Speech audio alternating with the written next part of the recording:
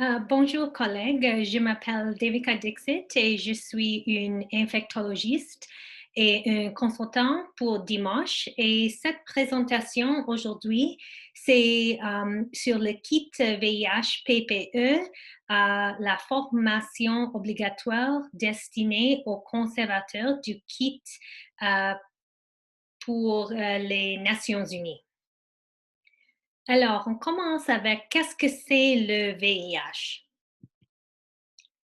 Alors, le VIH, c'est le virus de l'immunodéficience humaine et c'est un virus qui attaque le système immunitaire d'une personne. Et le virus VIH, ça cause le sida, c'est le syndrome d'immunodéficience acquise et ça prend environ 10 ans pour que quand on a acquis le VIH pour se procéder à le sida si on n'est pas traité.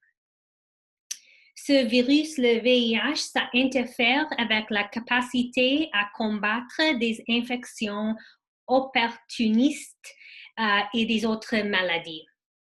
Alors, on peut voir ici, il y a beaucoup de symptômes de VIH sur la droite ici.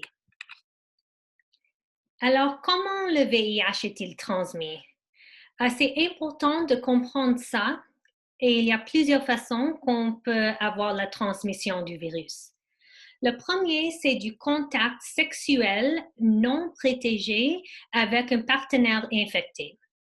Alors, ce contact peut être vaginal, anal ou oral et dépendant du contact, il y a une différents risques pour acquérir le virus. La transfusion du sang et des produits sanguins sont aussi un risque pour transmission. En addition, si on peut avoir du transmission entre la mère et un enfant, et ça peut être pendant la grossesse, l'accouchement et aussi l'allaitement. Si on partage des aiguilles ou des seringes contaminées avec le VIH, c'est une autre façon qu'on peut avoir la transmission. Alors, c'est important de comprendre comment on va avoir la transmission, mais c'est autant important de comprendre comment le virus n'est pas transmis. Alors, des choses ici sont listées, les baisers, les toux, c'est pas une façon qu'on va avoir transmission du virus. Tous les autres, vraiment, c'est toucher les autres personnes, les mains, les toilettes, les peignes, des piscines, des vêtements, tout ça, c'est pas une façon qu'on va avoir la transmission. Ici, prendre soin des personnes infectées, on doit évidemment prendre des précautions s'il y a du sang ou des fluides humains. On doit prendre des précautions, mais si on lave les mains, on porte des gants et tout ça, ça ne va pas être un problème. Alors, c'est quoi le PPE? En général, le PPE, ça veut dire la prophylaxie post-exposition. Et le PPE VIH sont une combinaison de médicaments qui sont administrés après une exposition de VIH pour prévenir qu'une infection par le VIH se développe. Et pour être efficace, on doit donner le médicament autant tôt que possible. Alors, 1 à 2 heures, c'est préféré, mais on doit donner cette médication avant de 72 heures. Si c'est après, ça ne va pas fonctionner. Le médicament, c'est aussi donné chaque jour pour 28 jours. Alors, à propos du kit, il y a d'autres choses dans ça. Il y a le antirétroviral. Alors, c'est un comprimé avec 3 médicaments. C'est le tenofovir, la mivudine et dolutegravir, comme qu'on peut voir ici. Et comme j'ai dit avant, on prend un comprimé chaque jour pour 28 jours. On ne veut pas oublier de prendre un médicament, on doit faire ça tous les jours. Pour les femmes avec des contacts sexuels, il y a deux autres choses. Le pilule du lendemain, c'est la contraception d'urgence. Et il y a deux bandelettes pour la test de grossesse aussi. Alors, c'est important, je juste bouge ça un peu, c'est important pour comprendre que le nouveau kit n'est pas fourni avec des copies dures des formulaires ou des lignes directrices. Alors, c'est obligatoire d'aller ici pour imprimer les guides complètes et le remettre aux patients. Puis les lignes directives contiennent également deux formulaires qu'on doit remplir et je vais expliquer ça plus dans la prochaine diapositive.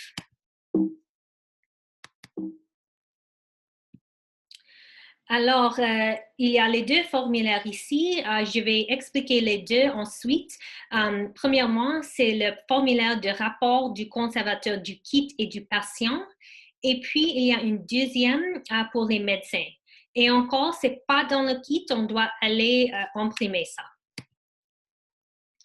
Pour la première formulaire, le rapport du conservateur du kit et du patient, il y a deux sections ici. C'est la partie A, c'est pour la patient de remplir ça. Il y a des choses comme le nom, le sexe, l'organisation. Il y a un peu plus d'autres questions qu'il doit remplir. Puis, quand le patient a rempli ça, il vous donne la forme à la conservateur du kit et puis la conservateur va compléter la partie B. Et quand les deux sections sont complètement remplies, on va rendre ça à dimanche à l'adresse qui c'est là. Puis la deuxième formulation d'évaluation, c'est pour les médecins.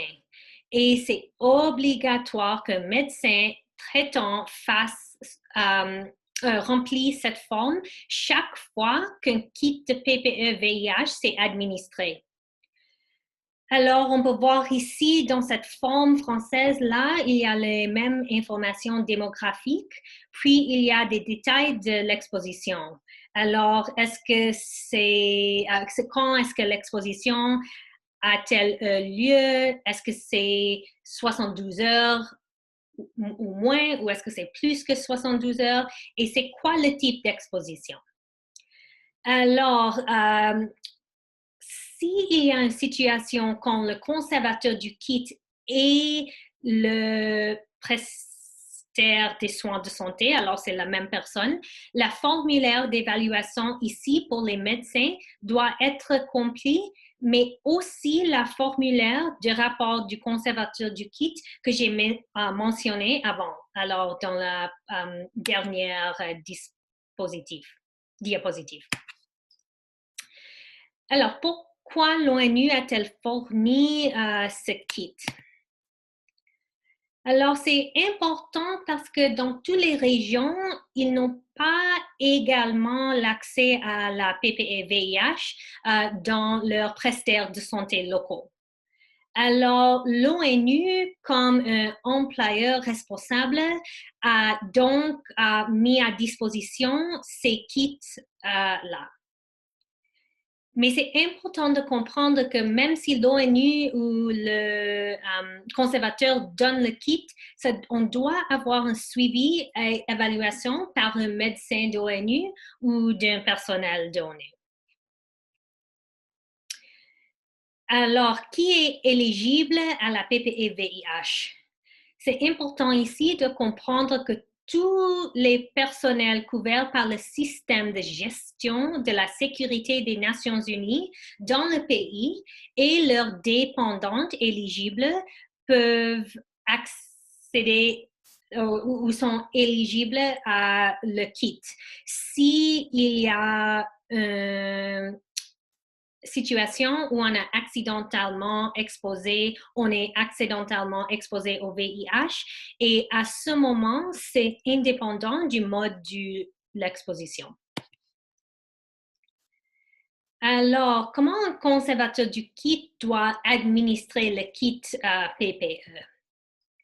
Alors, j'ai trois diapositives là que je vais expliquer les étapes pour l'administration du kit PPE-VIH et je vais discuter c'est quoi le rôle du conservateur et du prestataire du soin. Alors, pour la première étape, le conservateur du kit doit vérifier si la personne est éligible pour le PPE-VIH des Nations Unies, comme j'ai dit dans la dernière diapositive. Alors, après ça, le conservateur du kit doit contacter le médecin de l'ONU ou le prestataire de soins figurant dans l'annexe PPE du plan de sécurité au pays.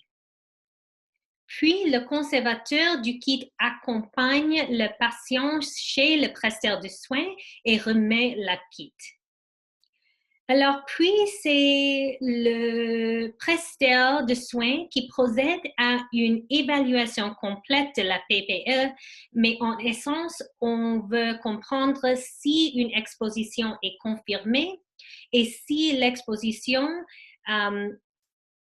a besoin d'un PPE-VIH. Maintenant, le conservateur du kit et le prestataire de soins doivent informer le patient de toutes les informations relatives au PPE. Le conservateur du kit remet le kit au prestataire de soins après avoir confirmé l'éligibilité administrative, comme j'ai dit avant, et puis l'évaluation du médecin. On a besoin des deux pour donner quelqu'un le kit. Alors, si on a une situation où on ne peut pas contacter ou pas avoir du contact avec un prestataire de soins dans les 72 heures après une exposition, on dit aux patients d'appeler la centre d'excellence qui figure dans l'annexe PPE-VIH du plan de sécurité nationale. Alors, ce qui va arriver, c'est le prestataire du soin dans ce centre effectuera une évaluation de risque par téléphone et un kit pourra alors être remis. Parce que je veux juste vous dire encore que cette 72 heures, c'est très important. Et si c'est après les 72 heures, le médicament ne fonctionne pas bien comme le PPE. Et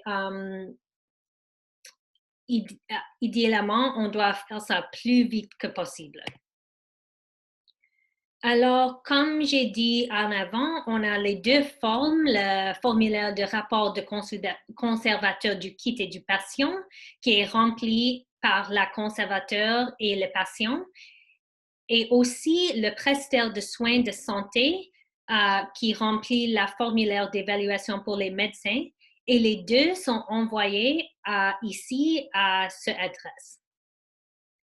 Après ça, Dimanche assurera le suivi des patients et s'il y a une demande, s'il y a un besoin, lui fournira du soutien psychologique. Le conservateur du kit tient à jour un inventaire de tous les kits PPE et leur utilisation. Et c'est important parce qu'on doit savoir combien de kits on utilise, combien de kits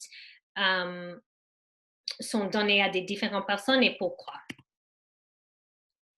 Alors, l'entretien et stockage des kits PPE, c'est aussi important parce qu'on doit stocker ce médicament selon les instructions du fabricant. Alors, on doit assurer que la température, c'est moins de 30 degrés et on n'a pas de la lumière directe du soleil et que la humidité n'est pas extrême parce que ça va faire du dommage au kit. Alors, si vous avez des kits périmés, on doit débarrasser de tout ça selon les conseils de votre autorité sanitaire locale.